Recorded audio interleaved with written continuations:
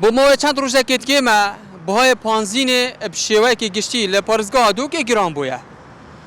یک لیتر پانزین نرمال بویه 725 دینار. پیشتر اب 625 دینار بو. ام دنیرینا شوفیران ورگیرین درباره وی بابتی بزانین که بلند بونا بهای لیتر پانزین ادبر جواندی آواندایه یا نه.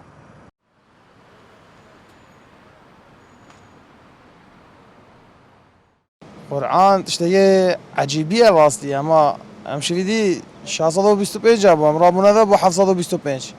از دیل میسل بام فاضله دا گیری 405 و فیدیا برخمه و 405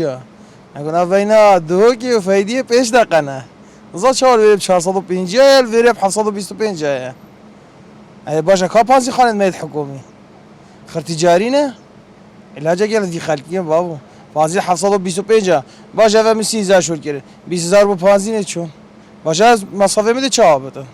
این گفتش دیگه عجیبه عجیب خدا گله گرانه بو منا صرفید یعنی سپیده حتی ایواری کادی 20000 و 25 شد که یا نه 15 چون بو پانزینه یدی چی میده و 10000 10000 چلیه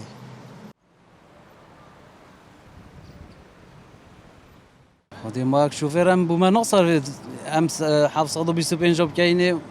بس ما مجبور هر روز بروج سما گرانت یعنی هر روز 25 50 تا نسه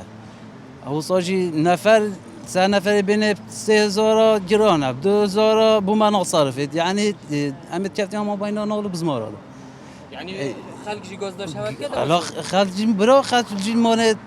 اوج بوانجی نصرفت نه اللي بتني بو مسوقه وگویش اکت ویری بما گری واسه بما 3000 گلگن بومی جی 2000 کیمن مشکل الویری را اگه بحث قصب 375 بو راسن خوب 725 دا یعنی چه خودی قبیل نه یعنی راسن چی تا وی دیدم عندك در وی دو که در کبن پانزینت کنه وصف هوا دزدت خودی ماش در و دو که در کم وی خد از دل ویری لیدم چما فهیدیه اون چما جنبوری دیدم ویری چما ویری دیشم لیوری سر گیرم دیبت ام خلاص بی اول وقت ام خرچو روزام خرچو پانزینو میجی چه فایده جنای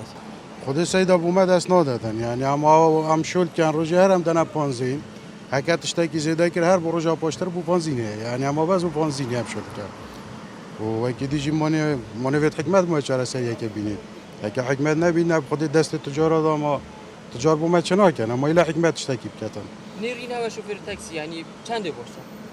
خودی هم مش 500 برید بوم دست ندادم یعنی برای اینکه 307 یا 400 باشه بس حتی 500 معقوله بس یعنی زیادتر دست نداد یعنی اما هم بس روزانه